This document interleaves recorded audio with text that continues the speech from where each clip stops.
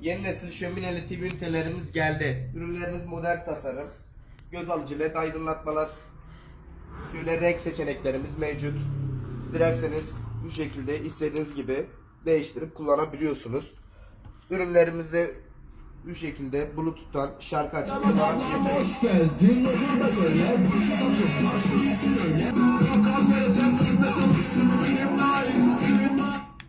Ürünlerimiz ayrıca %100 MDF'den yapılmaktadır. Ürünlerimiz şu anda kampanyada. Aldım diyen müşterilerimiz için 6500 TL hayırlı olsun.